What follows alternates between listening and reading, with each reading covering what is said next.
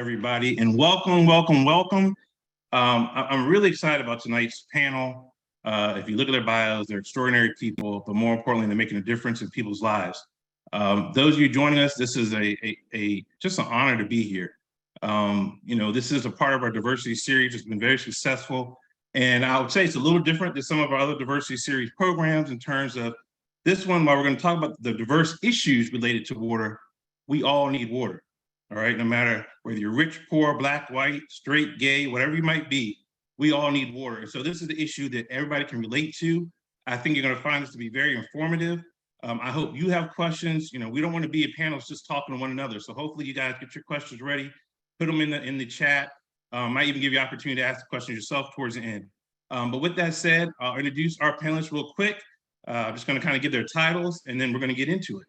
Actually, let me back up a couple of administrative things first. Disclaimer, for everybody here, we're expressing our own personal views, not representing any particular government, federal or state, or so forth. So please understand that. These people are taking their time out to just give their views and their experience and their takes on things. Also, I just want to say happy Memorial Day to all you guys as we get ready to go into the holiday. And more importantly, I always conflicted as a veteran myself, whether it's really a happy Memorial Day, but do enjoy it. But more importantly, please remember what this holiday is all about. Those fallen heroes, which while I would argue that we couldn't be here without water, we also couldn't be here without the people who've given up the ultimate sacrifice. So enjoy your weekend, but please take time to remember those we have lost. Now, with that said, I will give you the panelists that we're going to talk to today. So first we have the Honorable Chokwe Antar Lumumba. He is the 53rd mayor of Jackson, Mississippi. Mayor, welcome. We have Ms. Trishelle Young, Esquire of Trishelle Young and Associates from Flint, Michigan. We also have Mr. Ivan A. Boykin, Vice President of Finance for DC Water in Washington, DC.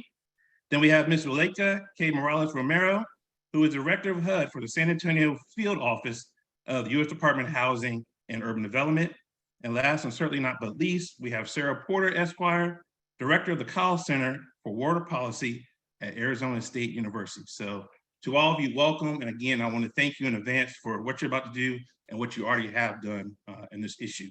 So I'm going to throw the panel off a little bit, but I do want to go to one policy question first. And I'm going to go to Sarah first. From a policy perspective, is there a water crisis? Is there such a thing? Well, I'll talk about the American Southwest and say that a crisis, it depends on what you want to do. If you are currently a subdivision developer in the far-flung suburbs of the Phoenix area, there may be a crisis. If you're a ratepayer, somebody who rents or lives in a home in the city of Phoenix or one of the other larger suburbs, there is not a crisis. If you're a farmer in central Arizona, there's a crisis. It really depends on the water user and the place that person gets their water from. Okay, thank you. And I want to start out with that question because I think what I'm hearing from you, Sarah, and we're going to get into some stories in a minute, that it depends where you are, on whether you are, experiencing a water crisis. And even if you are, what makes up that crisis, right? Is it scarcity? Is it the quality of water? Is it a number of other things? So I want to kind of lay that as our foundation. And then I want to go into the personal stories. So I'm going to turn to Ms. Young from Flint, Michigan. Please tell us what's going on or what has gone on in Flint, how you kind of got involved with this issue, and I'll just turn it over to you.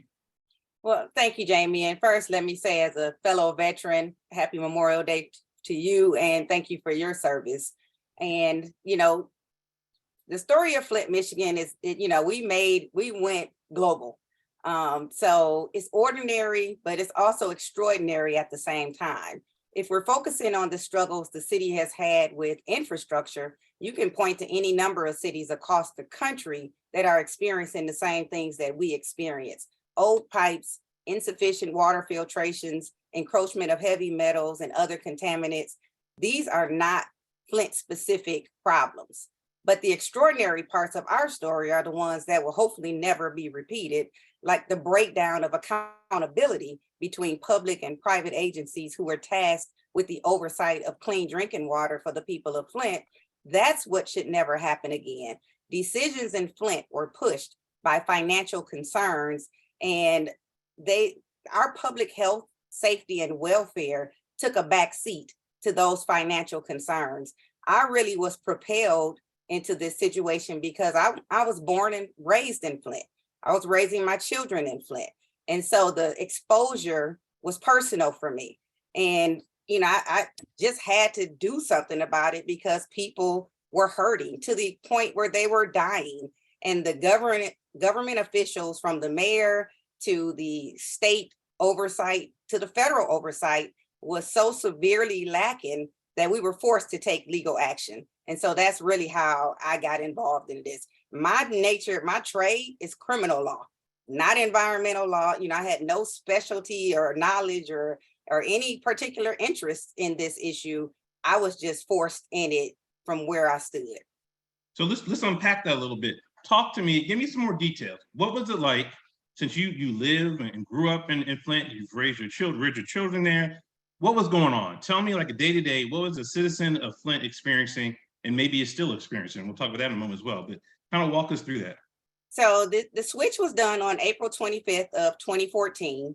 And the switch was done by an emergency manager. So you kind of have to back up and kind of show you the setup as to how we ended up in that predicament. We were having financial woes very similar to most cities that are predominantly minority, that have limited income and revenues and high expenses. And so the governor decided that Flint was not in the position to do what was best to balance our budget. And so they put in place the emergency manager under a public act. And that emergency manager basically usurped the power of the mayor as well as the city council. And all the power to make all the decisions that affected the entire city rested with that emergency manager. And that emergency manager was accountable to only one person, and that was the governor. And he had one job. That job was to balance the budget at all costs. So this emergency manager came in and just made decisions to make cuts that really they had no idea what the ramifications were or what the effect was when the rubber met the road. And so it started a whole lot of issues from the very beginning. But it was the emergency manager who looked at our contract. We had a long-term 30-year contract with the city of Detroit to receive water. Detroit would pump water in from Lake Huron, and then they would treat it, and then they would ship the treated water to Flint, to our system, and then we would distribute it throughout the city of Flint. So that was a very expensive contract that we were in, and we were coming to the end of that contract. The emergency manager did not want to renew that contract, and Detroit was, basically they were our only option at the time. And so they were in a position of saying, we're not going to negotiate with you, Flint. So either you take our rate and renew it for 30 more years, or you go find you some water somewhere else. And the emergency manager said, well, hey, we're going to join the KWA, which was a new pipeline, Karagandhi Water Authority, that was being built directly to Lake Huron. So they just wanted to cut Detroit out of the picture to save those costs. The problem was our contract was up with Detroit. So we had no interim source of water, and the KWA pipeline wasn't set to be finished for about 2 years. So they made a decision without having that interim plan in place. And then they made the decision to utilize the Flint River as the interim. And I was the city attorney before. And so I'm always known about the city's budgetary issues, and we're always looking for ways to cut the finances or our expenses. And so I know that previously, almost every administration looks to that water contract to say, what can we do about cutting this cost and minimizing the expenses? And there just was nothing you could do because the Flint River wasn't a viable option for many reasons. Our water treatment plant had not been kept up to date. So it would have taken millions to bring the treatment plant up to having the capacity to treat the water. Our infrastructure, our piping system in the grounds was well over 100 plus years old. And, it had to be coated. Those pipes needed to be coated for the water to run through them and not cause the plumbing or the lead or the contaminants to leach into the water. And they failed to take any of that into accountability and literally made the switch. And one day we were on lake water, the next day we were on river water, and we noticed the impact immediately. So we could see the water was discolored, the water had odor, the water didn't taste right. People immediately started having stomach problems and gastrointestinal issues. They started having rashes. They started having hair loss. I mean, it was immediate, the impact and the effects of the change.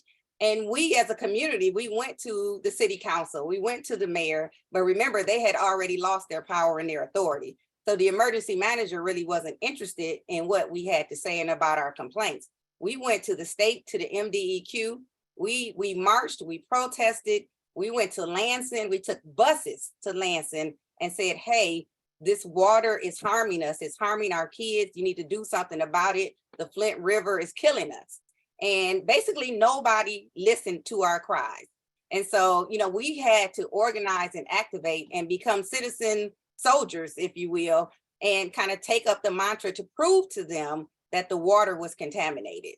And so that's what we did. You know, we reached out and we found a professor, Mark Edwards at Virginia Tech, and he was willing to bring his team here to Flint, and they collected water. We organized with our religious organizations, our civic organizations, and we literally took water containers to all the homes with instructions on how to collect the water, when to collect the water. And they took all of those samples back to Virginia Tech.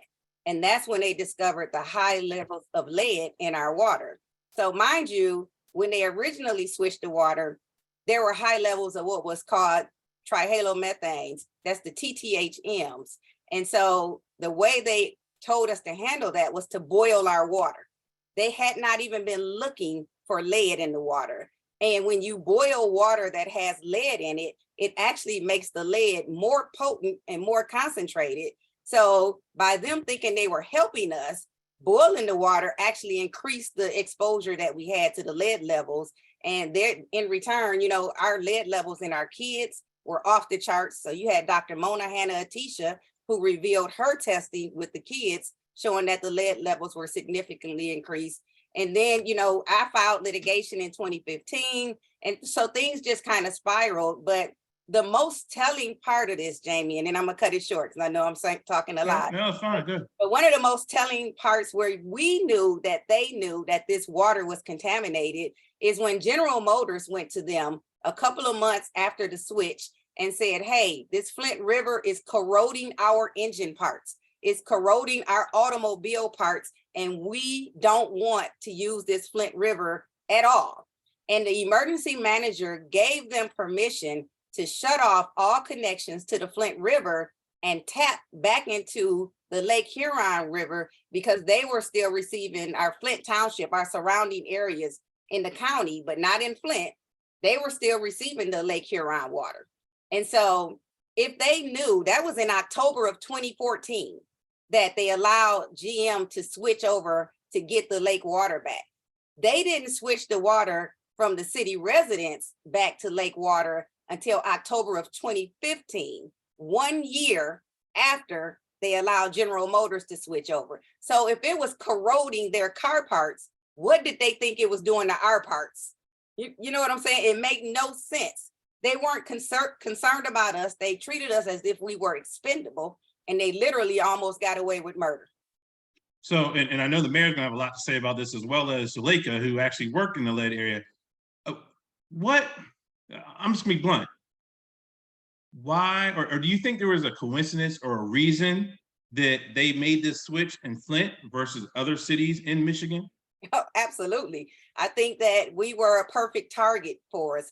When you look at, you know, our history is that we were vehicle city. You know, we were only second to Detroit in producing automobiles. So, you know, people would come from the South up here to Flint and make a great living. A great middle-class society was literally built here.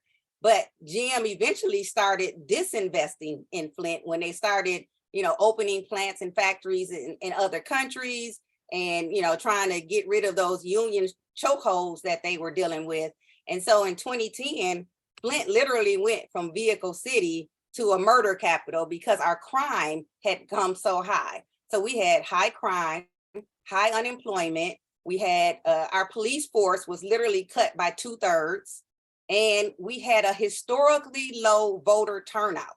So when you look at all of those ingredients, they looked at the city of Flint, which is clearly predominantly minority, and they said, what better area to try to make this decision and this move? Because if they discover it, they're probably not going to do anything about it. And then if they do, who's going to listen to them? You know, the Carter G. Woodson has this book, The Miseducation of the Negro. And, you know, the thing that sticks with me about that book is they say when someone controls your mind, they don't have to worry about your actions. And the people in Flint had just been so defeated. I literally think that they thought we would not either find out or even do something about it. And to be honest with you, they didn't really take notice and make the retraction until the world saw what was going on in Flint. Well, with that said, and we're gonna come back to you a little bit later, Mayor Lumumba, you heard her story, and I'm sure you're probably familiar with it. Tell us about Jackson. Well, let me begin first, Jamie. Thank you for having me, and I thank my sister, Attorney Young, for sharing Flint's story. I'd like to actually begin, just listening to the recitation of Flint's story. It brings to mind a quote from an Aborigine organizer who once said that if you have come here to help me, you are wasting your time. But if you have come here because your liberation is bound up with mine, come let us work together. When I think of the situation in Flint and being an actual Detroit native, I'm not certain if you were aware of that, but I am a Detroit native. I'm all too familiar with circumstances of environmental justice. To be clear, there is a diversity of issues of water insecurity that plague our communities. Jackson's circumstance is not directly analogous to Flint, but what is analogous is the fact of the demographics of Jackson mirror the demographics of Flint. The lack of funding and the lack of value, not funding and valuing quality infrastructure for communities is analogous. What is different? What is different is that while there was a presence of lead that threatened the people of Flint, the primary issue in the city of Jackson has been an issue of distribution, meaning an ability to get the water from point A to point B. And these challenges within our water treatment facilities and in our distribution system have been ongoing for as long as residents in Jackson can recount. We moved to Jackson in 1988. In '89, I distinctly remember a freeze that took place that debilitated our water system and left residents without water for weeks on end. Over the course of time, there are too many instances of boil water notices, low water pressure or no water pressure to truly recount. In fact, as we have ventured through this emergency, it was news to us that other communities don't deal with the frequency of boil water notices that Jackson deals with. With our water treatment facility, we have become vulnerable to extreme weather events. We are experiencing hotter summers, colder winters, and more annual precipitation. In February of 2021, we experienced a winter freeze that gripped the South, and that freeze led to our raw water screens freezing over, several components within our water treatment plant failing and not being able to function. And so we couldn't get untreated water into the plant. Consequently, we couldn't get treated water out of the plant. Coupled with the fact that we have more than 50% loss in our distribution system, in which the standard in the industry is about 15% loss. And so these are challenges that even my predecessors, while in a political environment, there's a lot of room for critique, but I have to give them credit that they've been lifting up this challenge for some time. Ever since I took office, I've stated, based on the information available to me, that it's not a matter of if these systems will fail, but when these systems will fail. And we've been met with a deliberate indifference. We've been met with a willful neglect of Jackson's needs and interests, and so much so that it becomes politically expedient and in fact politically advantageous for state leadership to boast about the failure or the design to not give Jackson the resources it needs. And so what is also similar between our circumstance in Flint, that it took the international eye on the situation in Jackson to really be able to sustain or to recoup not only a focus but actual resources to address the issue. And so we were blessed, and I understand, from my understanding, the circumstances is not yet at mission accomplished for Flint, and it certainly is not at mission accomplished for the city of Jackson. We were able to receive historic funding to the tune of $800 million in federal funds in order to contend with the system. There's still a lot of work ahead. Not only, the repairs that need to take place, creating a resilient, dependable, and equitable system, but that point of equity, while our residents, we have parts of our city that are disproportionately affected by these failures. South Jackson and parts of West Jackson, which are the most densely populated. Jackson is 85% Black, but it is the most densely Black parts of our city and the highest rates of poverty within our city. And while there is not a lever that we pull to distribute water to North Jackson and then South Jackson, what we do have to understand is that city planning is never neutral. It works to the benefit of somebody and it works to the detriment of someone. And so, yes, there was an equitable decision and there was a take. It just happened a long time ago, right?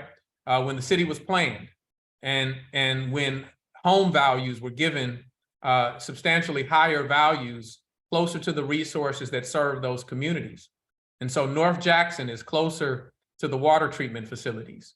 South Jackson is not only further, but it's at a higher elevation. And we have a water treatment process and distribution system which operates off of hydraulics. And so that means that we have to, exact, as much pounds per square inch as we can in order to get the water to its furthest destination.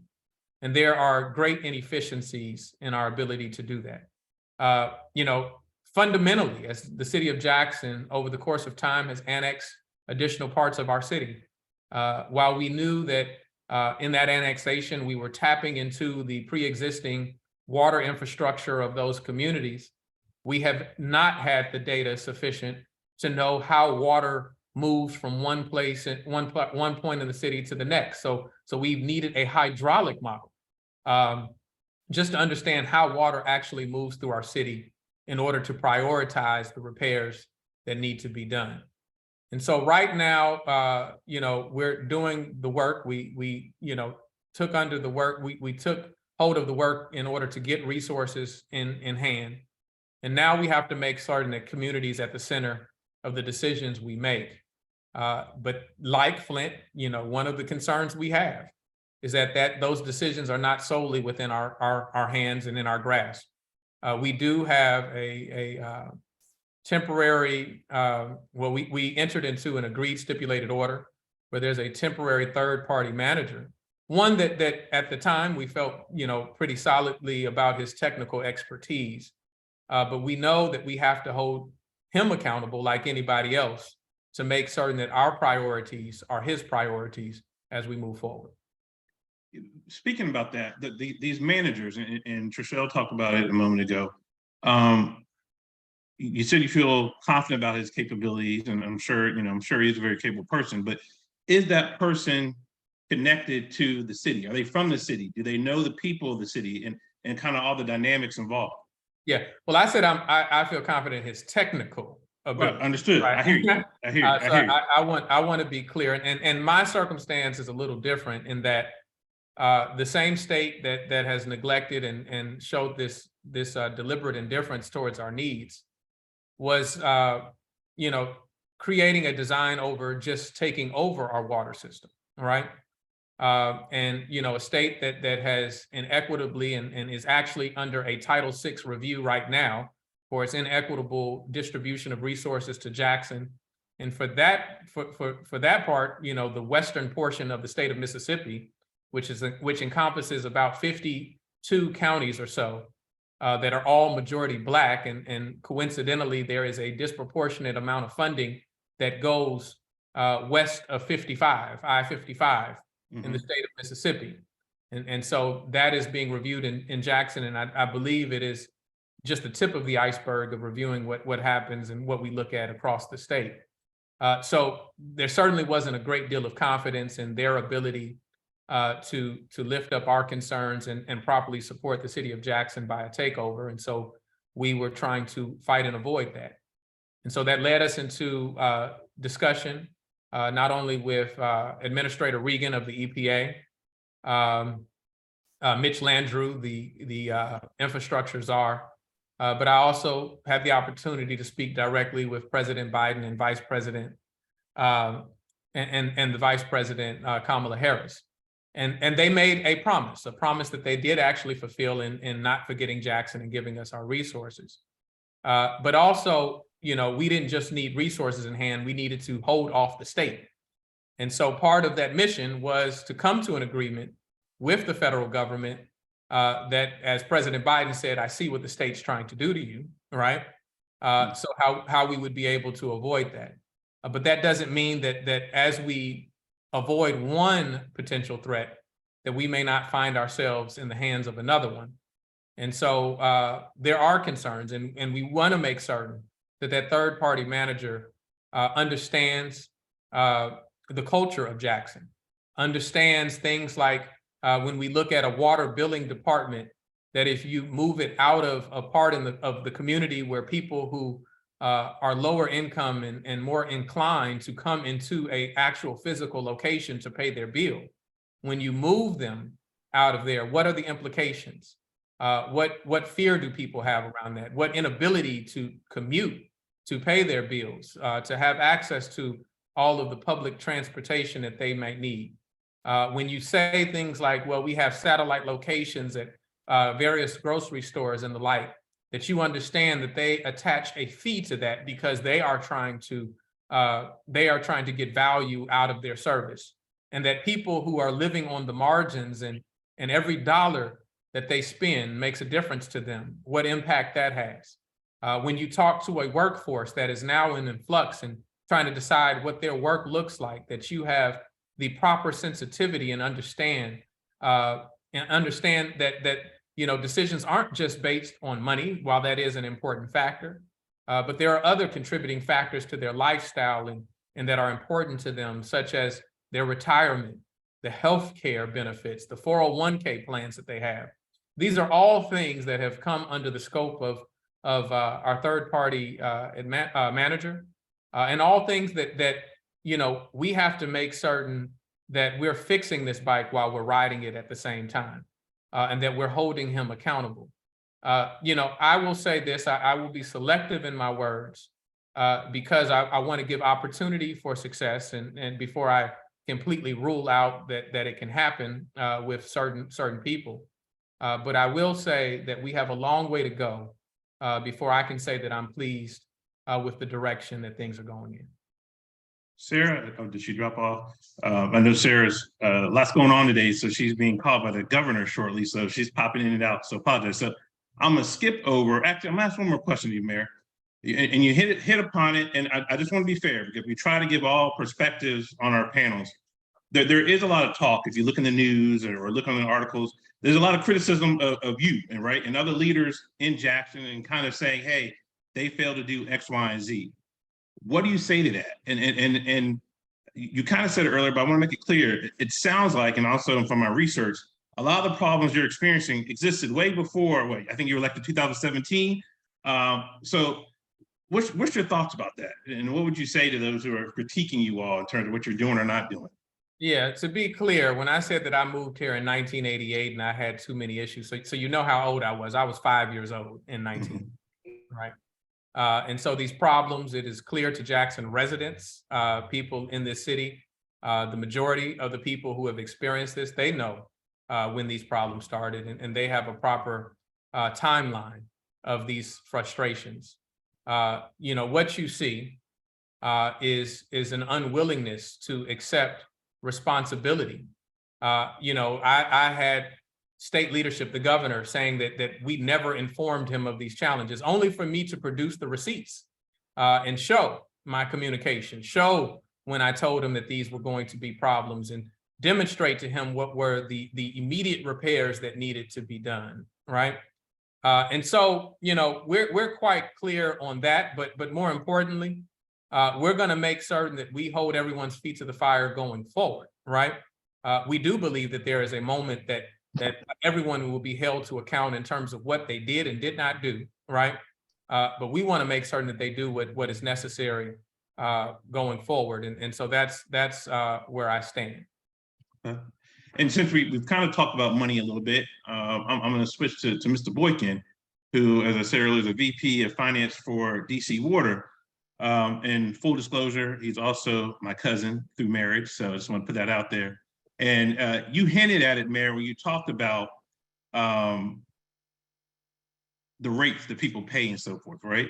And so, not to tell Mr. Boykin's business, but I was there when he first started at DC Water, and he basically worked in the collections office. And so, can you kind of tell us a little bit about your path, so people kind of get the scope and kind of where you've gone? And let's head on what you guys do as a water company in terms of dealing with rates and working these type of situations if they arise. If I could just jump in and say, sure. Brother Boykins, he said not to tell too much of your business, but he told quite a bit. Yeah, sorry about that. Yeah, my bad. That's all right. No, That's not family. a problem. Not a problem. Again, thank you all. Again, thank you, Jamie, for having me on this distinguished panel. So just a little bit of background about myself. I've been with DC Water since 1999. I started off as a water billing assistant in the collections department. So, making the cold calls to customers.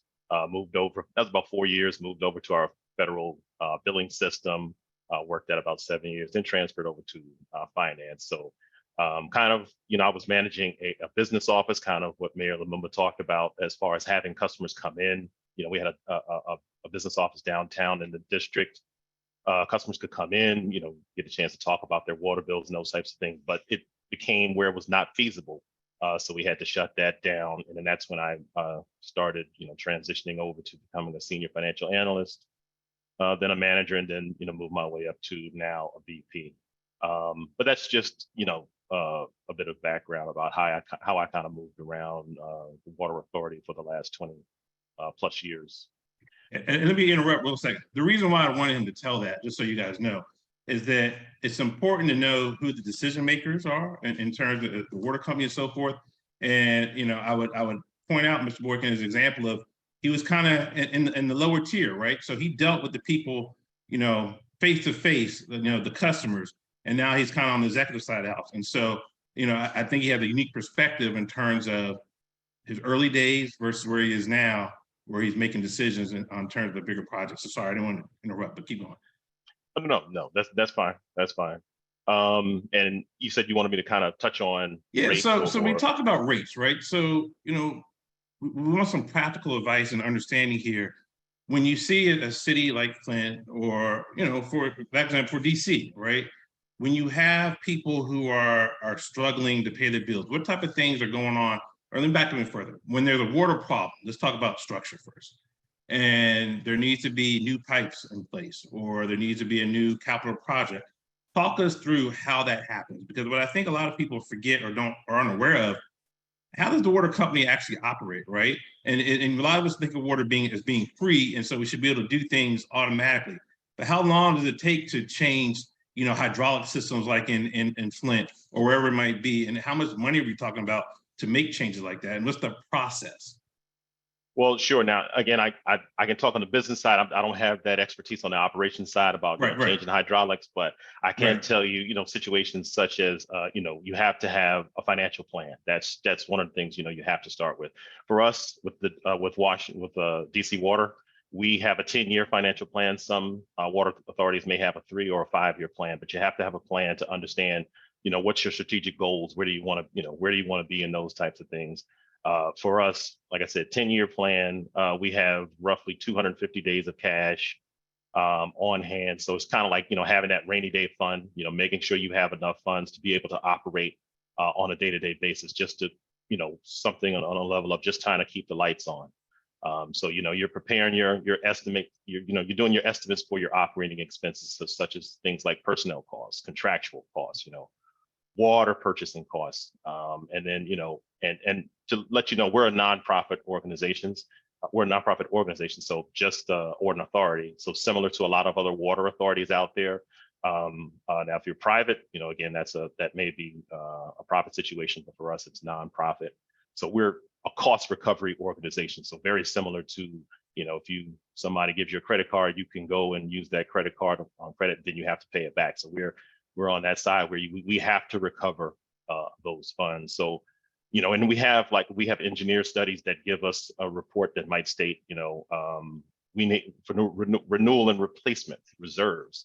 So if there was a plant explosion or something of that nature, we have roughly $35 million. The engineer study states that it's going to cost roughly about $35 million to, go and recover some of those assets. But again, the time that it takes, it takes quite a while. I mean, we have a water system replacement fee that's on our bill for our customers. That's generating roughly about $40 million a year, but it's only replacing 1% of the pipe.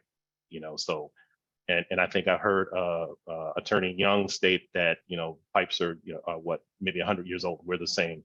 I think a lot of utilities across the nation in the major cities are going through a lot of those aging infrastructure issues. So it's a major challenge. I mean, we have a capital plan right now over 10 years is about close to $7 billion. And we have it's a priority schedule. So we have to go with mandates first. So, if the EPA mandates and says, hey, we have to do something such as we have a Clean Rivers program that was mandated for us. That's close to $3 billion back in 2005. We started. It won't end until 2030, but that takes up 20% of our budget. So I mean, we have to go with the mandated things first, and then it goes over to things such as what's health and safety for the community, then our board policy, and then we talked about again aging infrastructure. So potential failure, what's the consequence of failure? If it's getting close to failure, we have to address it. So there's a lot of things that I think that the public doesn't see that happens on the back end when it comes to managing the financials of a water authority or utility. So there's a lot that goes into it. Do you have control? Because like in these situations, we're living in a town and our water pipes are going bad. Do we go to you? Do we go to the locality?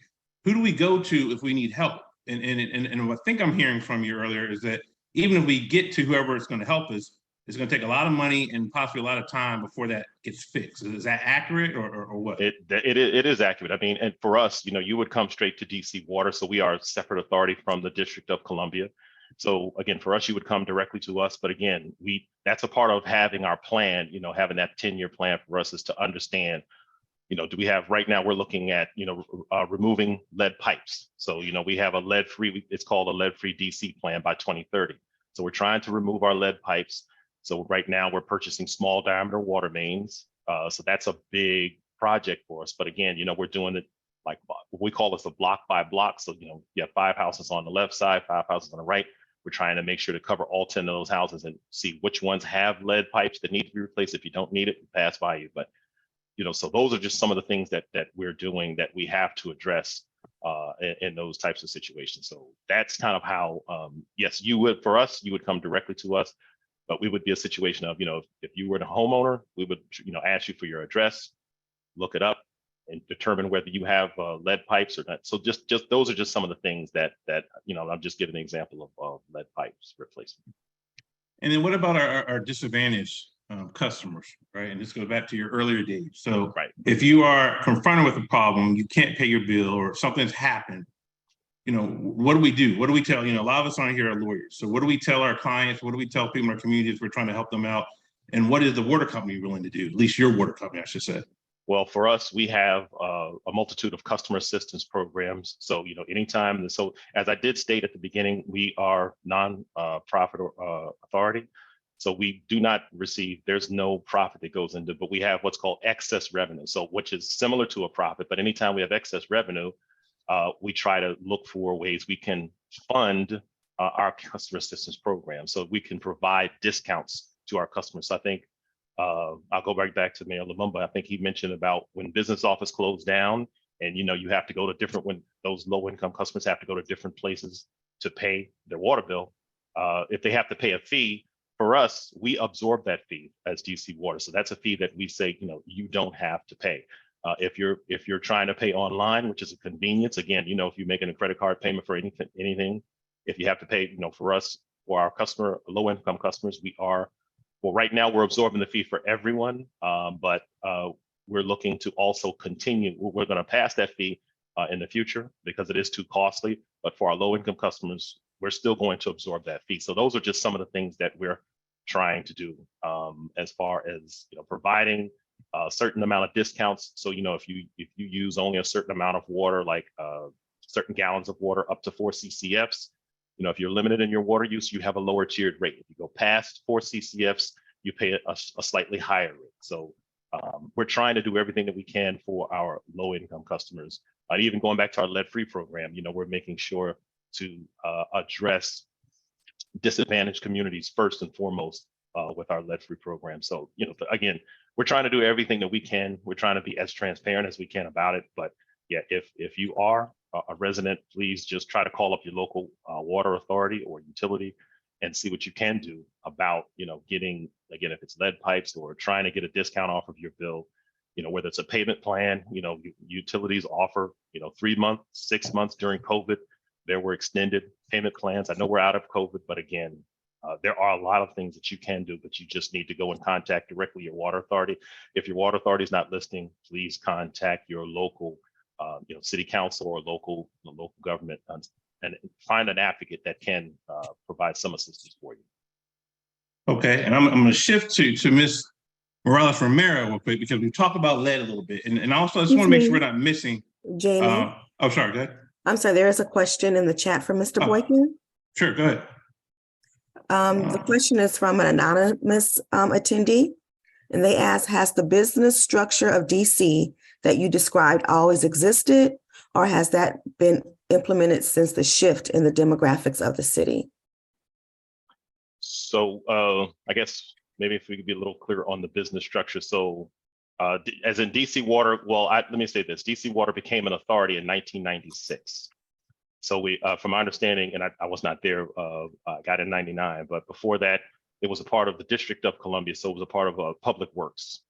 So that's how it was. So it was a part of the district before 1996, but in 1996, it became an authority. So we have autonomy to set our rates. We have a board of directors, 11-member board of directors, 6 that are appointed by the mayor in Washington, D.C., and then we have 5 other surrounding board members. But that is the current structure, and that's how it's been since 1996. Speaking of structure and board members, what does your board look like?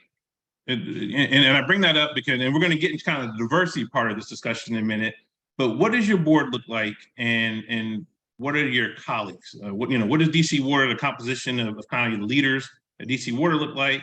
And then compare that with maybe some of your fellow water companies across the country. Well, I can say we're very fortunate, here in the district with DC Water itself. We have a very diverse board. I can say that, between women, people of color. When it comes to our executives, our CEO, African American. We have several other people of color on our executive committee team. Leadership team, I should say. When you go across the water industry, it's not so much in the executive leadership. I can say, again, right here, if you all are familiar with, they call it the DMV, which is the DC, Maryland, and Virginia area. All of the CEOs of the water companies between DC Water here, WSSC, which is right in Prince George's County, if you all are familiar with that area. Ms. Keisha Powell, she's the CEO, just recently named, maybe a few months back. I believe Prince William County, there's another gentleman that is Mr. Calvin Farr. But again, that's just within this area. I know a Michael Johnson down in Birmingham. There's a CFO, Miss Francis, I can't think of her last name, Morris, I believe, down in Miami-Dade. But to be honest with you, when I attend CFO conferences, the last several years, there's not much diversity at the executive level from what I've seen. And have you seen, is that a problem? I mean, I know you're not in the jurisdiction, or maybe you guys discuss it in some of these messages, because when I think about what Ms. Young was saying earlier and kind of hinting at, the people who were making decisions weren't people from Flint or looked like people from Flint or, had the monetary means of people from Flint. Does that come up in your debates? And have you guys addressed that as kind of the industry or as CFOs across the board? It has not honestly come up in debates as far as the executives across the industry, but I've thought about it. A few people just talking, just from a personal level, talking about it. But I mean, I think the issue, there could be a mixture, with the issue. I think it's between those. I'm thinking on a funding level, those not understanding how funding works and how it's managed. So, some may hold on to the money and not really understand that, hey, you need to allocate these funds right away because, there are people that are in need. There could be also, people that are in executive positions that are, not Black or brown, who may not even care about allocating funding. And then you just have the, the age-old person of greed who just may be using funds for themselves, misappropriating funds. So that, that's just from a personal perspective. Thank you. I'm gonna switch gears because we've heard about lead in homes and so forth. And then I'm gonna turn to Ms. Porter, who's gonna kind of bring this all together and talk about the various aspects of policy. But Ms. Morales-Romero, we've had a couple of discussions actually. And so one, give a little bit about your background, because I think what you did early in your career is very pertinent to what we're talking about here. But also the fact you're in Texas and things that you've seen and experienced, and we talked about some of the cities close to you, kind of lay out where does HUD kind of come into this picture of water?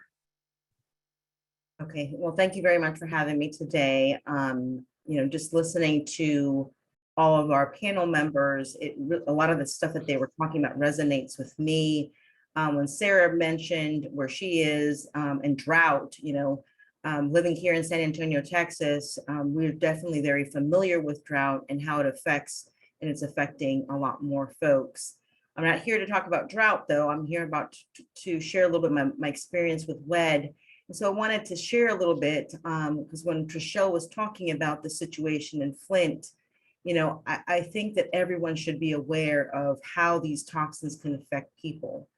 And, I joined HUD about 20 years ago, and I actually joined HUD to help communities reduce lead hazards. And that was after really learning about the effects of lead to children. And I don't know if many of you knew this, but the effect that lead has in children, first of all, it doesn't take a lot of it to affect them. And second of all, once they're poisoned, the consequences are long-term. It's not something that they have a bellyache and tomorrow they're gonna, have some Tums and be better. It's actually lifelong consequences. So, and that's already been scientifically proven. And I'm not a doctor, but any of us can go ahead and look that up and find out that lead poisoning will reduce the child's IQ, will trigger intellectual disability, as well as emotional instability. And so if you think about what children are going through, and my focus was really on housing because I was working with the Office of Lead Hazard Control and we were reducing lead-based paint hazards.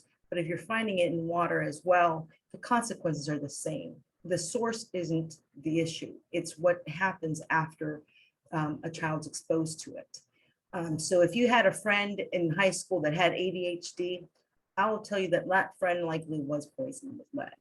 If that friend of yours dropped out of high school, or that person you knew that dropped out of high school, probably it's still consequences of lead.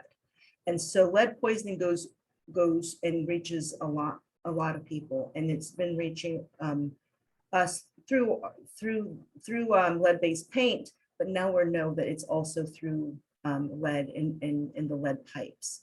So what I can end off and just to share with you, and maybe this is going to resonate to all of you participating, is a young man in Baltimore. This was 2015, Freddie Gray. Does that ring a bell to all of you? Well, it was proven that this young man had been severely lead poisoned throughout his childhood. And he had severe issues when going to school, and then was in and out of, running into the law and having other issues. Now, we may link that to the lead poison that he had suffered when he was a child and where those sources came from. But now we're looking at Flint and how Flint is being affected. Now this isn't scientifically stated. I know that there's been a lot of press that has been touching it, and that's their special education programs. It has severely increased. It has tripled since this all happened, and I don't think it's going to end. And so if we don't link those two things together, we're not being aware of the consequences of lead poisoning. Now, I'm here to share a little bit about lead, but let's not forget that there's other toxins as well. And it is our health departments that have to release these advisories to us and to the community to let us know. If that's not done timely and not taken serious, just as Ms. Young mentioned, that they were thinking about the clarity of the water and the taste, but they weren't necessarily tasting what the water had. The consequences are severe. And everybody knows about Aaron Brockovich. Who doesn't know about Aaron Brockovich and hasn't seen that movie, right? And so, and we realize how serious it is. And so I appreciate again that you invited me to be part of this. And we as HUD, we are moving things when it comes to hazards in housing.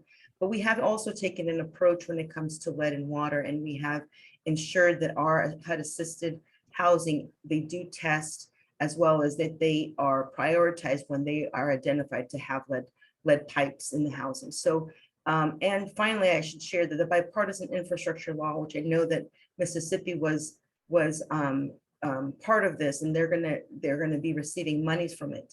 That infrastructure law that was signed by our current administration will provide $15 billion to be able to replace lead pipes, and they're already working on that. So there's still a lot that can be done, should be done, but I'm hopeful that we are working towards that area. There's a couple of things you said. First, I'm going to hit the pipes and that bipartisan wall structure of financing. How does that work? So the federal government gives money to the state, and then what happens? So right now, EPA has been identified as the agency that's going to be managing that money, and that money is being given out to states through formula money. And so that is specifically for the lead pipes. It will get to the state, and then it'll have to trickle down to the communities. I know that the mayor has a question. Yeah, you're probably going to ask the question or make the comment I'm about to ask you. Go ahead, Mayor. Well, with respect to lead pipe replacement, there is a formula and there is direct ability for direct allocation to cities, right? But with respect to the bipartisan infrastructure bill, it, like the ARPA funds, outside of what was given to certain cities, is being managed by utilization plans of states. And this raises another issue of equity. For example, what was intended in the bipartisan infrastructure bill was that 49% of those dollars be given in the form of grants, right? Well, in the state of Mississippi's infrastructure utilization plan that they have to submit to the federal government, their first draft suggested that they would only make those grants available to communities of populations of 4,000 and below.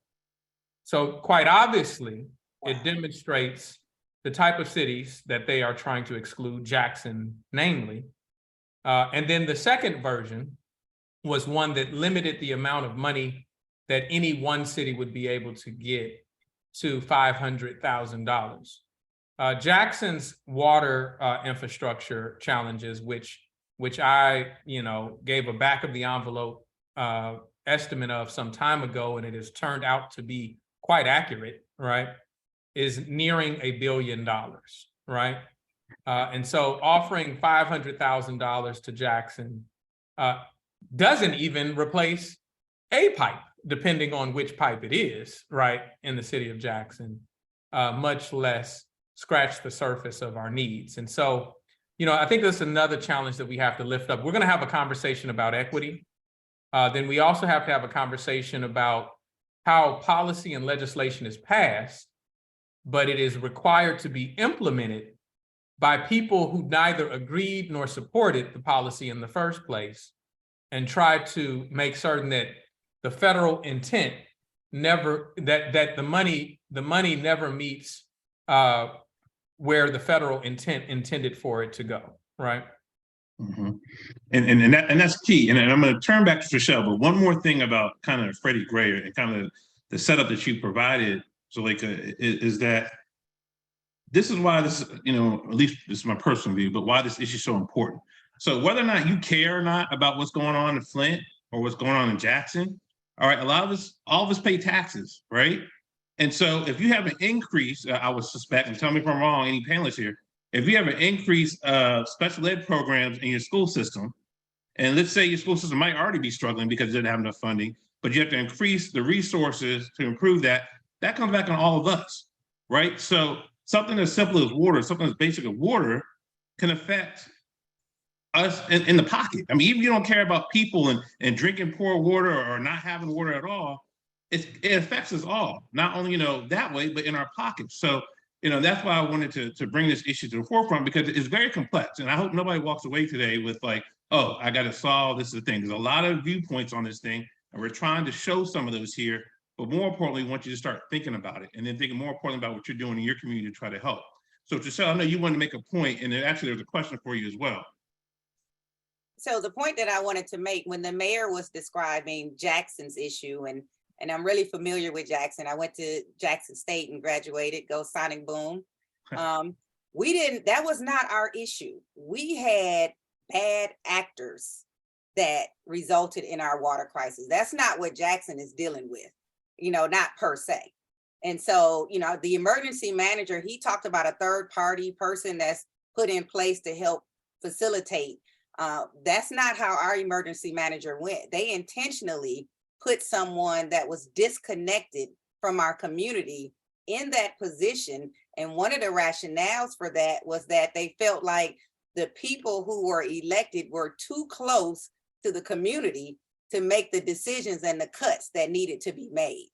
And so that was part of their rationale, was they didn't want anybody that was from there, because they wouldn't be able to make those hard decisions that needed to be made. And that's why that person did not appreciate the consequences of the decisions that he made. He was only looking at the monetary bottom line.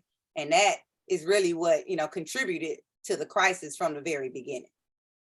And anybody can answer this, what does it look like when you're going through a water crisis, right? Take me through the day-to-day. What's happening to your daily life, to your citizens' lives, the mayor, and so forth? What does that look like? Because I don't know, and I'm sure a lot of people on here don't. So I want them to take it home to what this really means.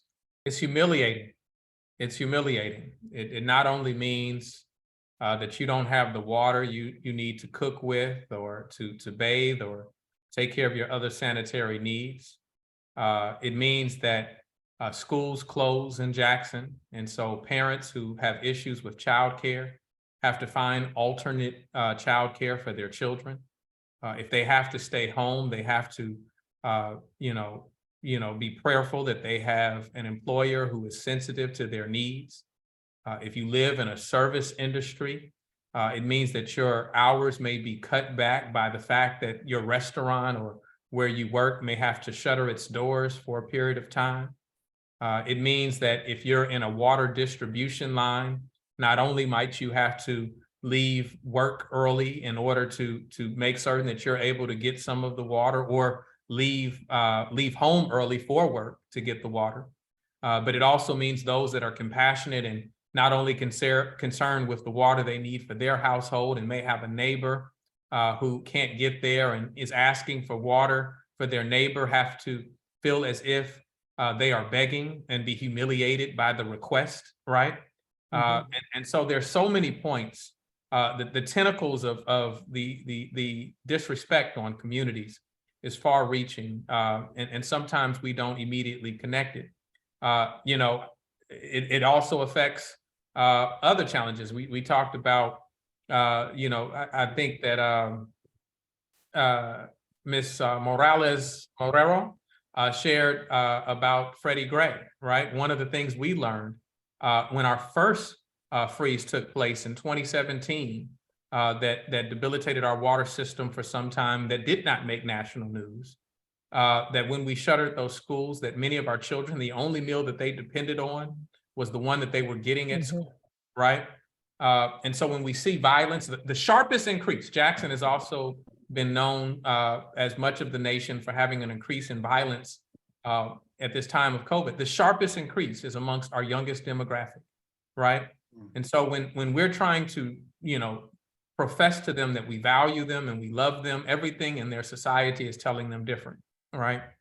And so the impact, the trauma is far more expansive than we yet know. Ms. Young, And you want to for add us anything in to the that? city of Flint, Jamie, it basically meant we lived off of water bottles for literally everything. Every day there was a site somewhere in the city of Flint where people could go get free bottled water. And those lines would be miles down the road, waiting for that center to open, waiting to get that water. And within 2 days, you're going to another distribution site to get more water because you're using that bottled water literally for everything. Nobody was being able to take a bath because you couldn't use that much to fill up a tub. And so the inconvenience, nobody really can appreciate how much you use water until you can't use it anymore.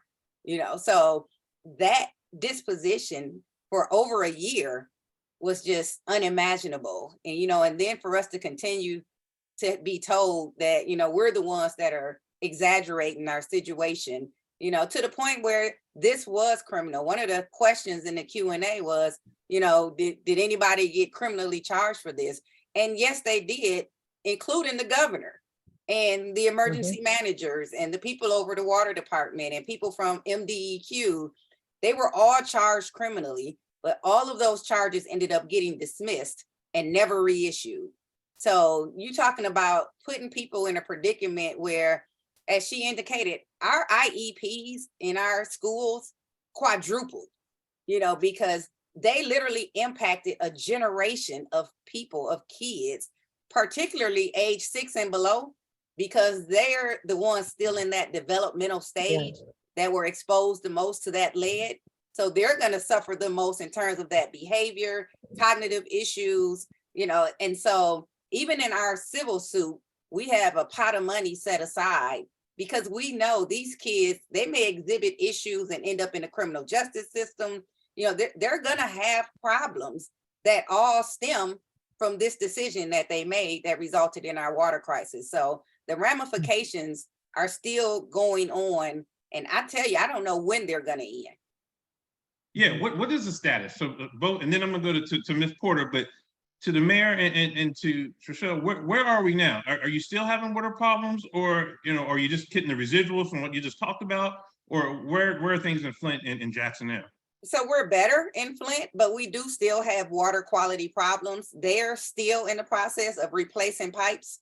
I know the mayor and others have indicated that, to replace all of that infrastructure is a major ordeal. And so kind of like what he said in the District of Columbia, they had to kind of go block by block. Our job was made a lot tougher here in Flint because they couldn't even tell where the lead pipes were as opposed to when those pipes had been replaced, throughout the years. And so they literally had to go through all of the city infrastructure and replace pipes. And when they replaced them, they only replaced them from the curb up to the house. Homeowners were still responsible for replacing any lead plumbing that they had inside their home. And some people couldn't afford to do that. A lot of people literally walked away from their property because they couldn't deal with the water issue and they couldn't afford to replace the plumbing. And so, it just led from one issue to another. So is the water industry involved with this? And I don't know if you can talk to this or not. Like when this happens, or say you're getting prepared for this in DC, are you consulted, Trishelle or Mary? Did you consult the water companies in your jurisdictions, or are they kind of just out of it and they just kind of do the business side? Like what happens? Is there any interaction between you all? Well, in Jackson, the water company is actually run by the city, right? Okay. But that being the case, we've had a number of contributing factors that contribute to decades of deferred maintenance and neglect, and so you're looking at a challenge that your need far exceeds your means, and so that's that. But catching up to what Attorney Young was saying, our concern is not just the pipes that the city and the water companies run, but you're trying to make certain that the water is safe, that it is properly cleaned and maintained from the water treatment facility all the way to the point of use, right? The point of use is the fountain that the child drinks out of in the school, right? The point of use is where you capture it in your kitchen and so on and so forth. And even while there is an emphasis on removal of lead pipes, I don't believe that we are going, as Attorney Young properly stated, that we're going to the point of use, and so the threats still remain. Lead. While I said that the circumstances in Flint weren't exactly analogous to Jackson, we still have the presence of lead within our world, right? We know that there's lead in older buildings and homes, right? The likelihood, that's how they do their testing. They determine where older homes exist and which ones have the propensity to have the existence of lead before city codes established that you could no longer use lead pipes within your property. And so we have a long way to go in order to protect people properly. Thank you. Ms. Porter, your turn. I want you to kind of bring it home because you are the policy expert in this area, and recognizing, you're from the Southwest, but you and I've had some discussions, and I just want to point out, and I think they put it in the chat, if not, it should be at some point, an outstanding article or paper done by her center. It's called The 10 Tenets of Water Equity, Consideration of Community Water Systems. And a lot of things that we kind of talked about earlier in terms of finding that balance, in terms of how do we take care of disadvantaged consumers, how do we take care of different regions and so forth, and the uniqueness to different places, they address in here. And I think do a very good job of kind of keeping it simple and explaining kind of the whole picture. But I just want to turn to you. We opened with saying, is there water crisis? And I think you said there is. And I remember in our kind of prep for this, we had a discussion, and you made a comment like, well, out here, it's not really an issue that, or at least Arizona, let me be specific, that Arizona doesn't have water, right? I think that's what you said. And I want you to elaborate on that. And I want you to kind of you've heard everybody talk, and just kind of put in perspective from a policy perspective. And then I think I'll set this up for some deep Q&A from everybody. Well, I first want to thank you, Jamie, and my co-panelists for such a rich discussion. I really appreciate hearing all these different perspectives. It's extremely valuable.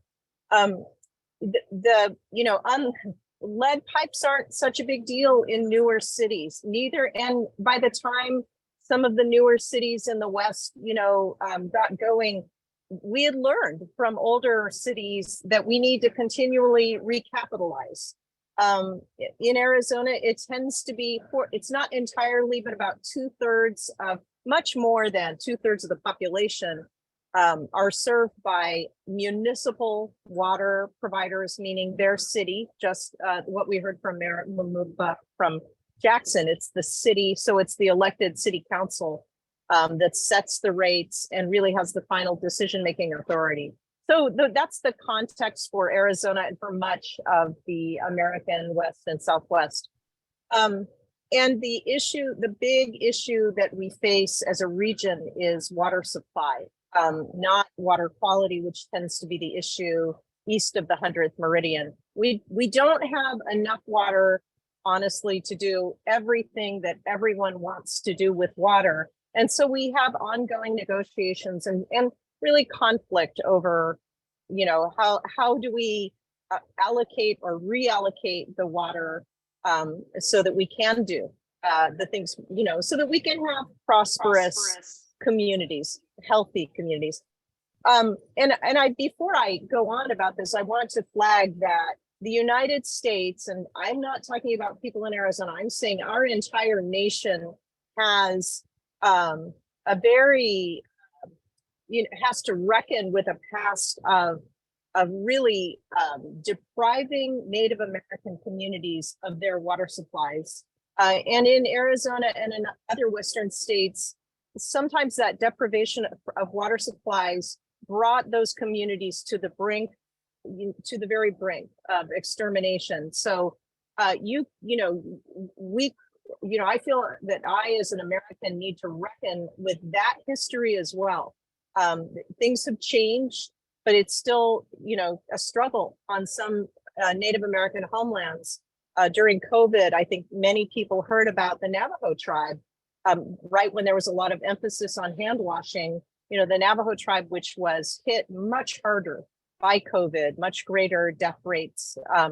They also are limited to, a few gallons. Many people on the reservation have just a few gallons a day. They haul their water. So anyway, I don't want to overlook that we're still working on, on addressing what the United States did as a policy to our Native American communities, particularly in the American West, because water is scarce. And so, we struggle over it, and we essentially, European American settlers took it away from the people who were here. But yeah, I said in an earlier conversation, because the cities tend to set the rates, when water supply is an issue, it's not safe to assume that problems are going to occur more, be worse, be aggravated for low-income people or people of color. Just as Ivan spoke about, for example, the city of Phoenix has tiered water rates, so that what the city has determined through a citizen process is the basic amount of water that a household needs is it's set at a very affordable rate. And it's really important to look at what is the minimum wage, what is the average household income, how do your rates as a city for that life block of water compare with rates in other cities. As it happens, Phoenix's rates for that basic tier of water are some of the lowest in the nation. Why is that? It's because the city of Phoenix recognizes that in a very hot, dry place like Phoenix, it's a matter of life and death. And so as a city, as a community, we want to make sure that that the cost of water, isn't a significant impediment to people's health and safety. So that's kind of, Phoenix has initiated some very interesting creative programs to make sure that people continue to, that people don't get cut off from their water, including the tiered rates, including never actually cutting people's water all the way off, but instead to put a device when people have a problem with non-payment, we put a device called a regulator on their meter so that they get a little trickle of water and continue to have water and are never cut off. There's one more comment I want to make about the water quality issues. Those kinds of issues are less likely, they can happen. They're less likely to happen in newer communities. By newer, I mean communities whose water systems are newer. And so, staying ahead of lead pipes, staying ahead of the recapitalization of infrastructure is something that newer cities have learned from older cities' experience. But I think nationally, people are very frightened of their tap water. I read a tweet the other day from Manny Real, who's one of the preeminent scholars of water rates, of municipal water rates. And he noted that $40 billion a year is spent on bottled water. And that, he said, what if instead that 40 billion went to fix the infrastructure problems that we've been talking about here? I've noticed a few disposable bottled water being lifted here during this this conversation. And, I think it's very worrisome because that bottled water is you know, much more expensive. My glass of tap water isn't even a penny. You know, it's so cheap, it's almost free. But I think that these scares that we've had, the decision by our collective nation not to make sure that people in every community water system have clean, safe water is driving people to a much more expensive alternative that is frankly not sustainable. It's not a good choice for us as a nation to choose to spend money on water being delivered in small plastic parcels rather than through our taps. That's powerful. You just shamed me for my water bottle, but I appreciate it. I appreciate I'm it. not trying to shame you, No, but it's also not, it's also not good for the people who feel like that's their only option.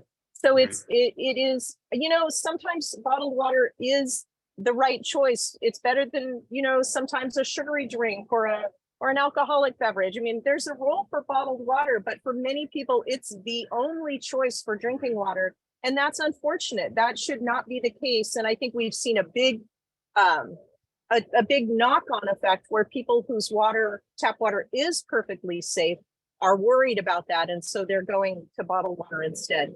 You know, the EPA publishes the water quality results for every water system in the country, and almost every water system proudly publishes its own water quality testing.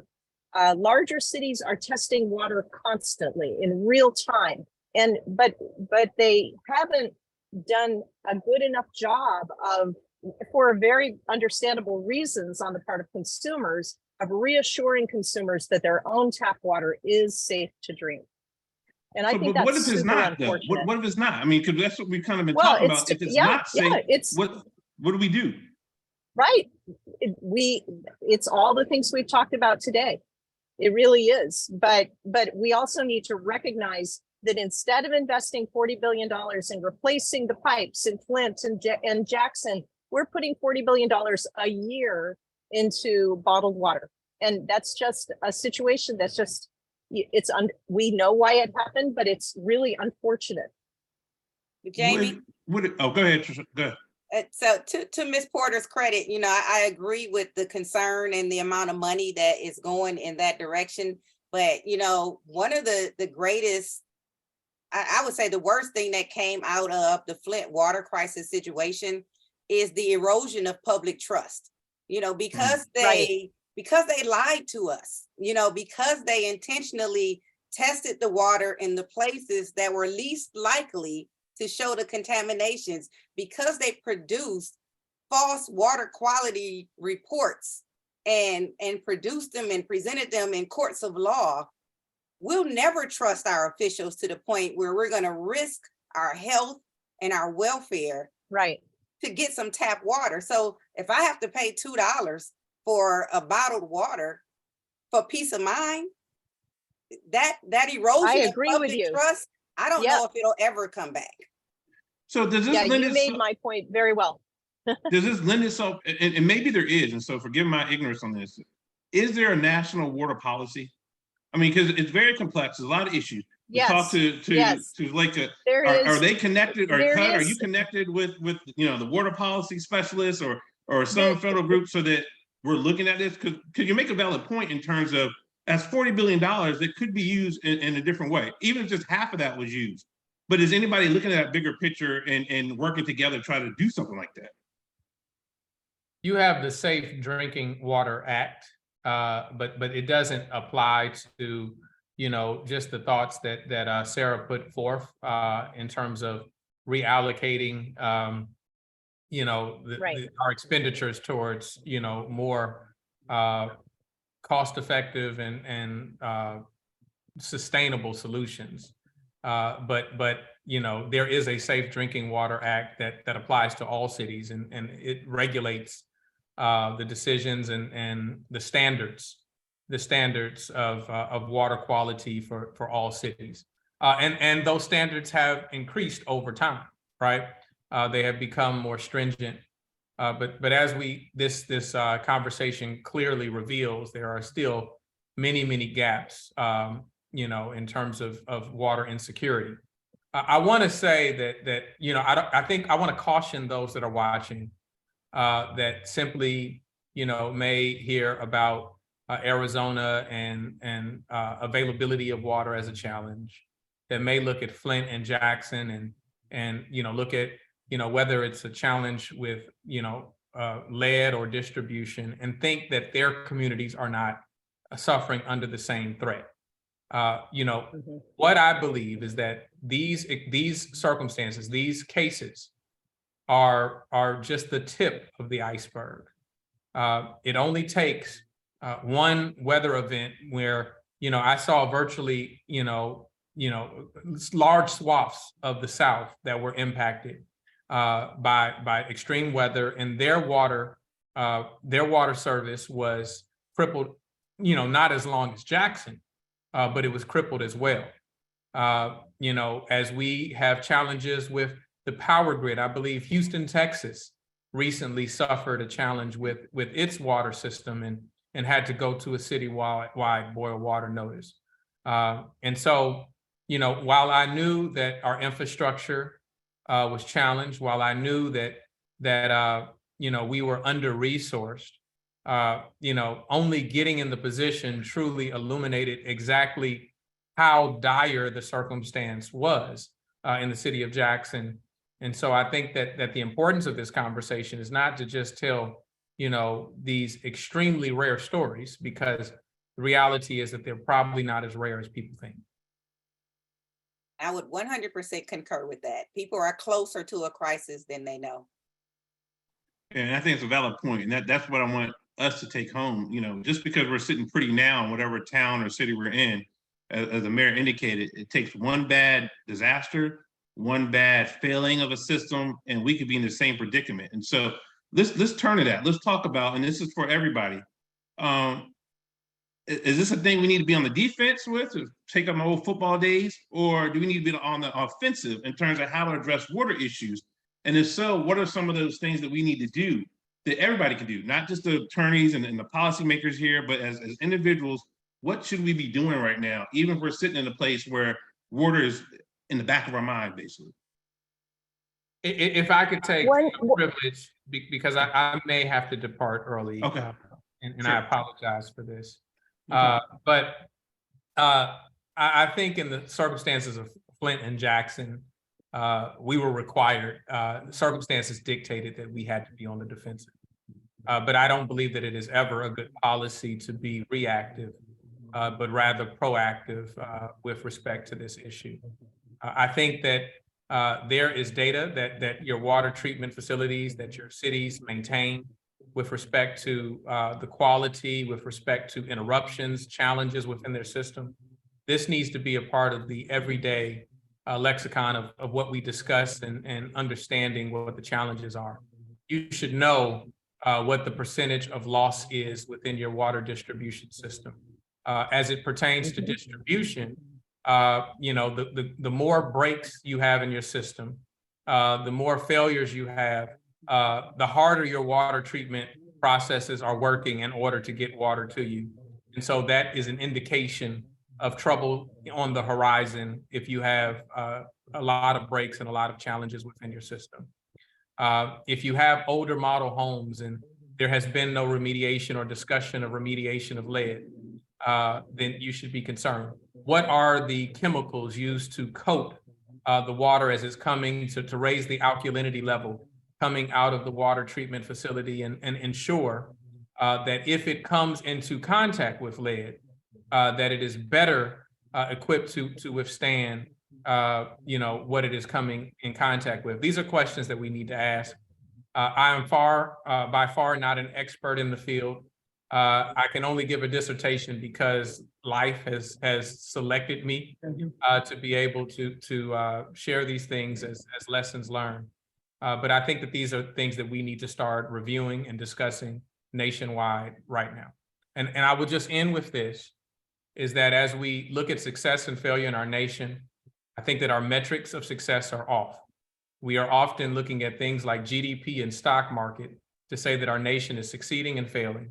And we need to be looking at sustainable development goals that indicate what the quality of life people are actually enjoying or lack thereof. What is the quality of our infrastructure? What is the quality of our education, healthcare, and what is the access to things like fresh fruits and vegetables are better indicators of our success and failure than the metrics we often use. I appreciate y'all, and I thank you for the opportunity to join me. Thank you, man. I really appreciate it. right. Anybody else can chime in on the question I asked, the kind of the offense versus defense? Go ahead, sir. Well, I also unfortunately have to leave early, but I wanted to say that as I think we've discussed today, water is really local, and even the different challenges that the mayor just described won't necessarily apply in San Antonio, or won't necessarily apply in Flint or in DC or Phoenix. I wonder why cities don't have local water boards, citizen boards where members of the community have a chance to come and become the local experts and overseers of what's happening with their water systems. In the city of Phoenix, we have a parks board, we have a zoning board, we have all kinds of boards, but we have had a citizens rates advisory board. But it seems to me that to get over this risk, these risks we've heard about today, and to have more accountability, that cities should think about having a water oversight board where local residents have the chance to become the experts and then the voice of the community in terms of all of the things that the mayor and the other panelists have brought up today. Ivan, what do you guys do along those lines? What do you all do as a company? What do you do to have that interaction with the citizens, if anything? Well, I mean, for us, every 2 years, since our rates are set, they used to be set once a year, but our rates are now structured every 2 years. We hold town hall meetings, so we're out in, we have 8 wards in the district. So we go out into the community and, we hold sessions for about an hour and a half, just sometimes 2 hours, just to talk about, again, where rates are going to be, where we see them, what's needed for our infrastructure and those types of things. And I think since COVID, we've held them online. But again, we're trying to do everything we can, again, to talk to the community, have stakeholder engagement discussions, just to make sure that the citizens are aware of what we're doing. Because again, I think a lot of people are just not educated on what it takes to run a water company and the things that are behind it, and just everything that we've talked about this evening. So those are just some of the things that we do. So let me ask this, and I think you used the word transparency earlier, maybe it was in a previous discussion, but there's one thing to be aware of what the water company is doing. How much input do the citizens have in that regard? Well, they have input as when we're having the rate making process. There is a rate making, like a hearing, where they can come, give testimony, and provide their input on what they feel on the rate structure. But again, we have to put forth the rates that we feel is necessary, again, just to recover the costs, just to break even. Because like I said, it's not a profit. It's just, again, just to maintain the structure as it is today and to make it sustainable so we can continue to use the water. Okay. So Lake, I know you have a question. Go ahead. I'm sorry, go ahead.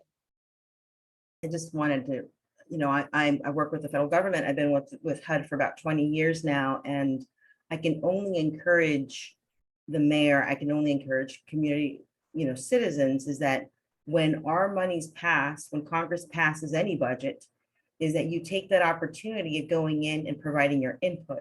So before any agency, in the case of HUD, we release any monies out to the communities or to the entities, they do get posted on the Federal Register for comment period. And so if the intention is that now that EPA is doing this Safe Drinking Water Act and it's implementing it, and you as a community want to make sure that something is addressed there, that there is a local board or there is input or whatever it is, that's the time to do it. It's the time to put in your 2 cents when that is out for comment, because we as the government, we do have to respond to everyone that puts in those 2 cents. So just an idea for those that are trying that are trying to either push the policy to a certain direction. You can do it through your through comments when our Federal Register is open with our funding. So just wanted to share that. No, I appreciate that. Ms. Young, you're going to say? And so I do want to also mention that, the Safe Drinking Water Act has been mentioned a couple of times, and there is a provision in that act that does allow a citizen to initiate an action if it's related to that issue. There are some stringent requirements and notice and all of that, but it does provide a means for a citizen who's seriously concerned about a particular issue to address that issue. But one of the things in Flint is that even when we were going through the water crisis, we had one of the highest water rates in the nation in the city. And so even today, we have 4 charges on our water bills. We have a service fee, and then a usage fee, and then we have a sewage service fee, and then a sewage usage fee. Our service fees are higher than our usage fees because when the city saw that the use of the water was declining, they switched it up because they still needed to generate a certain amount of revenue from the water bills. So on average, my monthly water bill is at least $250, which is extremely high for the usage that I actually get from the water. And mind you, I don't even drink the water. So this is just from washing clothes, flushing toilets, you know, dishwasher, things of that nature. That's a very high bill when around me in the same county, but outside the city, they're paying like $40 a month for their water. You know, it's a astronomical difference, and we're still questioning the quality, yet we're paying the most for it. Yeah, I'm glad you brought that up because one of the questions that I know a person asked me was, you know, what happens in a situation where people charge for water they don't use? And I guess maybe I'll go back to Ivan on that. Now, again, I'll point to this article. I think does a great job of exploring those issues. So to be fair, and Ivan, I hope you can jump in here, is that it's not always about, you know, what you consume in water. It's not always about, it's also about that investment part, right? And if you're in a city that needs more investment in terms of its water system, you could have a higher price. But then that doesn't help you, right? If the person that can't drink that water is getting charged. And so it's kind of a game that you got to play, a balancing game. And, you know, I don't know the answers. And that's kind of why I was asking the question about how much coordination is happening from federal government to the state government, to local government, to the policymakers too, because that is going to change probably for every pocket or community that one lives in. But clearly as a nation, from what everybody said here, we're either on the brink of some type of water issue or we're already experiencing a water issue, right? And so who's going to figure that out? How are we going to figure it out? So I don't know if you can talk anything about that. I know you're not in operations, but just from your finance side, how do we find that sweet spot to address like what your sales talking about, or just in general from what you've seen? That's a hard one. That's a very hard one because I know even very similar to what Attorney Young stated, you know, I think we did a switch maybe a few years back. You know, we were doing maybe about 20% of fixed fees. But then when you see the infrastructure as it's failing again, it's going down, we had to make a switch where we increased, where we're close to, I think, 30% now for fixed fees. So even though you may not be consuming water, you may notice your bill may be going up. And that's one of the reasons is because, you know, just that capital infrastructure and the cost of repairing and trying to keep things sustainable, that is a thing that has to, you know, take place. So it's a big deal. It is a very big deal. But again, that's why I say we try to offer, you know, our customer assistance programs as much as we can, you know, for certain income levels. You know, of course, in the lower income levels, I think some customers may be able to get up to 70% off of their water bill. So those are just, again, some of the things that we try to put into place for our customer assistance programs. But again, it is not easy. It is not easy at all. But those are just some of the things that we try to do so far with our customers. Jamie? Yeah, sure. There's a comment in the chat. Yeah, I'm about to turn it over to any question or comments. We're about 25 minutes out. Okay. Could be a little less. So yeah, let's go ahead. What's the comment or any questions anybody has? So the comment says, I live in Baltimore, a city with predominantly Black population. This year, there was a section of the city who were advised to boil their water due to the presence of a higher level of E. coli and other contaminants. It was clear that this applied to water going to certain parts of the city. All that to say, I don't think these cases occur in isolation. Not prioritizing water security to segments of the city deemed expendable. Just because it doesn't affect us directly doesn't mean it doesn't affect us at all. Anybody want to comment on the comment? I think that's kind of well I think said. that's consistent with what we're saying. You know, if you don't find yourself in our predicament, you need to be looking and you need to be asking the right questions. You need to be looking at the reports from your water testing. You need to be looking at, you know, where are you if you're not where we are, because you might need to be taking steps to prevent becoming where we are. And how do we do that? Let's get very simplistic here. Is it as simple as we call up the water company, we call up our municipality and say, what's the water report? We go online. How do we find this information that you're saying we need to look at? And same thing with lead, for example. So for us, the EPA, that we get quarterly reports in the mail. Every household in the city of Flint gets reports that show that the water was tested, and it actually lists out, you know, the results.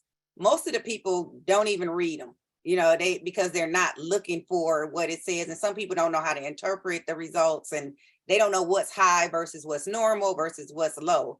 And so we need to educate ourselves. And that's the only way that we can put ourselves in a position of being on the precipice and going to our local elected officials to say, hey, these numbers don't seem right.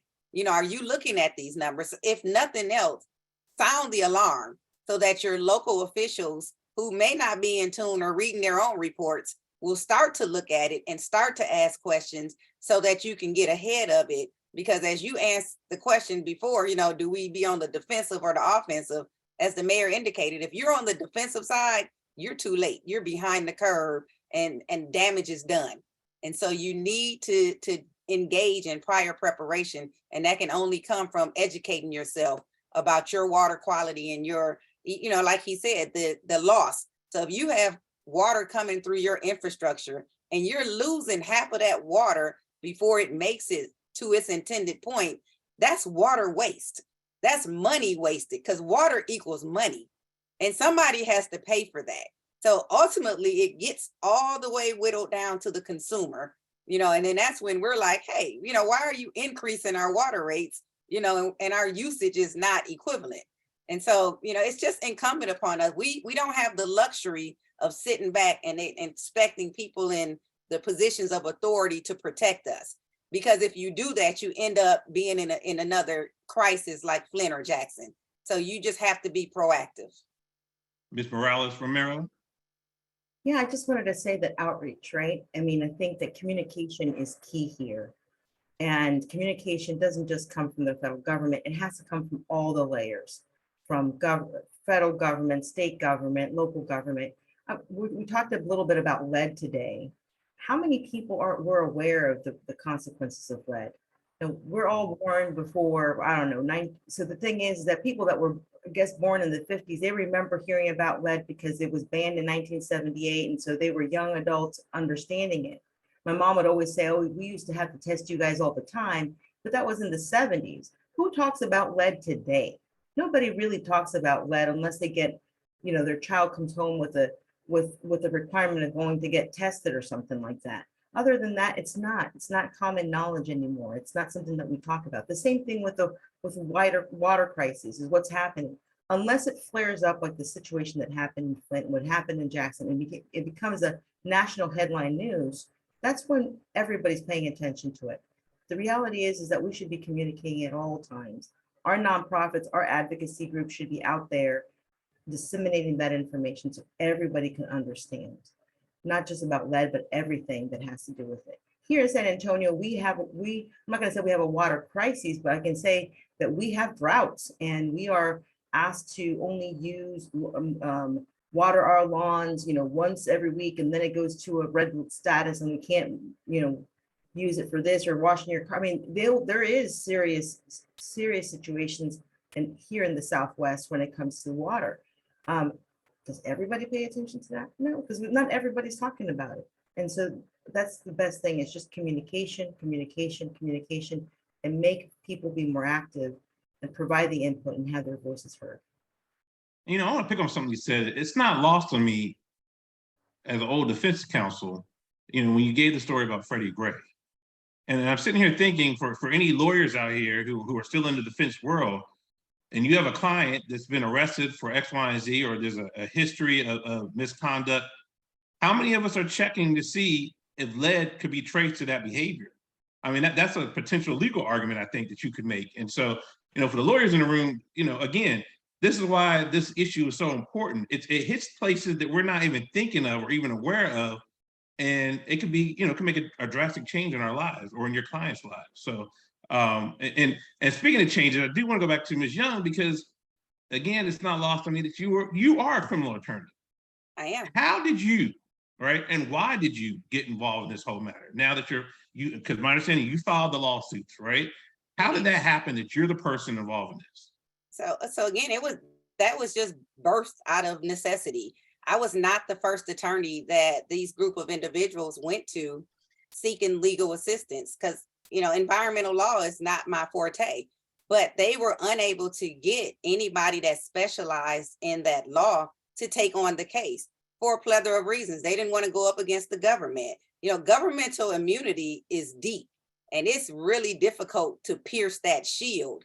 And so a lot of attorneys, they weren't willing to engage in that type of, and it's costly, and so for me, it was personal, because not only was I exposed, but my kids were exposed. So I took personal offense to how dare they treat us like this, in my community.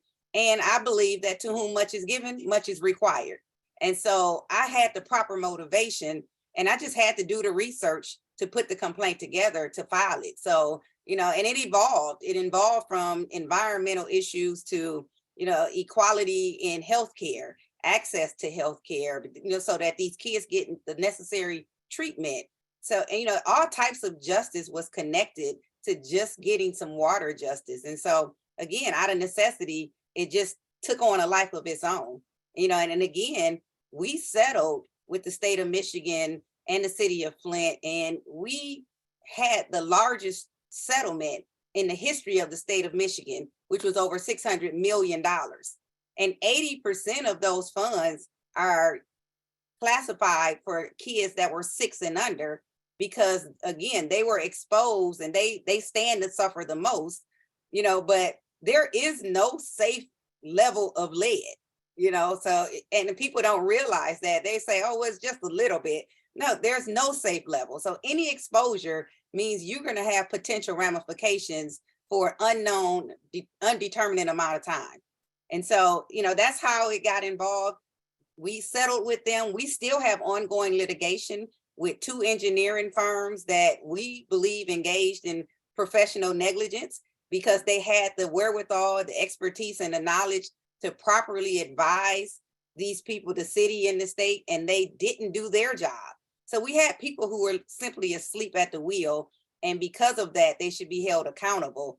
We cannot get any criminal justice out of this case, but at the very least, they should compensate the residents for what we have gone through. I appreciate that. We'll use these last few minutes. Is any other questions, or anybody want to ask anything to this great panel, or just have another comment? I want to share something that comes with drinking water and the availability of water, because I know that we heard from Jackson that says that it's really availability of water in general, of safe water. The situation in Flint about the poisoning that was happening through the water and other things. Lead was one of them. It wasn't the only thing happening. But it's also the availability of water. So South Texas, for example, we still have settlements around the border cities that have no water. They have to go and they have to pick up their water miles away in big tanks in order for them to have just safe water in general. And so that scarcity is I was amazed. I never knew that could even exist in our country until I had to visit those areas. And I know that Sarah mentioned something about with the tribes and those communities, how they're affected. It just resonated with me, because I'm thinking that's what I see happening in our colonias. That's what these settlements are called, or these cities or small communities are called. They're called colonias. And what's crazy about it is that they're not even that far away from the bigger cities. So you'll maybe drive 5 miles out to one of the bigger cities like Laredo. But then again, those communities just don't even have access to water. They have to go and pick up their own water. So, you know, why is that, right? I mean, if we think about diversity and we think about inclusion, why does Texas pay attention to other parts of Texas and they're not paying attention to the colonials? So it's something that resonated with what Sarah said. And I don't want to leave out our brothers and sisters in Appalachia either. My understanding is, and I haven't studied that one as much, but my understanding is they have their own unique water problems and access to water. So again, you know, it doesn't matter what shade of color you are or what you do, this is affecting all of us. And I think that the panel is absolutely right in terms of commenting that, look, we all need to get involved in this and pay attention to it. Questions, are there any there, Sherry? I don't know, I can't see all of them. Or no? Jamie, while you're looking for questions, you know, your whole series is, you know, activate diversity, you know, and I think that is really key. And, you know, what I would want to encourage people to take from Flint's experience is, though we started out as the perfect victims, we became the victors because eventually we woke up, we spoke up, you know, and we made a difference that the world was able to see. And that the ongoing increase in the corrections, they are now in the process of being made. So what I would say to people is to be a model and be an influencer for diversity, be a mentor. Don't be afraid to speak up and speak out. Don't be afraid to ask questions. Don't think that one voice cannot make a change and make a difference, because that one voice, some others may be thinking the same, but they may not say anything. And so you may have a lot of people in silence concerned about some issues. So we are encouraging you to speak up. And it really falls into your whole series about diversity. One, representation matters, you know, and where these are disproportionately impacting communities of color, we have to be our own advocates, and we are our best advocates because we're living it. And so I would say question when you see personal biasness, you know, look at people's hiring policies for diversity challenges and just do what's in the best interest of your community. And don't wait for somebody to ride in on a white horse and rescue you and prevent these issues. It's up to us to be the change that we need to see. So on that note, and I'm glad you kind of wrapped it up for me, so thank you. I mean, you've done a lot, clearly, right, in terms of your litigation, but even just from this panel, or just as you're thinking about this issue more, what would you do to, what we would say, activate diversity? What can you do? What would you like to do to make even bigger change if you can? Well, I mean, what I do is I just continue to educate. You know, anytime I'm offered an opportunity such as this to share our experience and, you know, to say, don't end up how Flint ended up.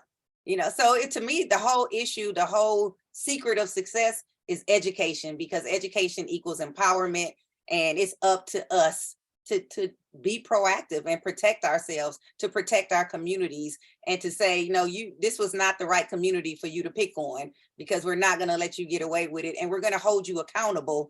And if you see a person in a position of authority that's not doing their job, call them out on it. You know, we have to demand that people do their jobs. And if they don't, then we have to at least expose them. And a lot of times the exposure alone will get some reaction if you can't get it the other ways. And I want to add something you said in the very beginning that I thought was important, that as a part of that perfect storm, that there was low voter turnout. Very low voter turnout. And so what would you say to that? I mean, I think it's kind of obvious, but what would you say to that, to those of us who are trying to make our communities better? You know, and the whole system across the country is built on democracy, right? So we elect our officials. So much of us have the belief that our vote doesn't matter, that it doesn't count. And, you know, if we look at the power that we have collectively by putting our votes together, by coming together and saying, okay, who's not working out for our best interest? Who's not coming to our community meetings? Who's not addressing our needs or our concerns? Who's not answering our phone calls? We need to empower ourselves by voting and putting people in positions of authority that actually represent our communities, that reflect our communities, and that are going to protect our communities. So vote, absolutely vote. Thank you. Zuleika, how are you going to activate diversity in your own hemisphere or personal world? I think that, what Trishelle said is right? I mean, we have to be active, and by being part of our community, not just by being in our offices, by attending when there's, city gathered meetings, being part of it. If there's something in your neighborhood, being part of it, having your voice heard, and of course, always encourage voting. When I moved here to Texas, because I'm not originally from Texas, but I moved here to Texas, I was appalled to see the numbers of people going out to vote. And now I don't care what you vote. Honestly, I just want you to be active and have your voice heard. And so that's one of the things that I've been pushing since being here. Thank you.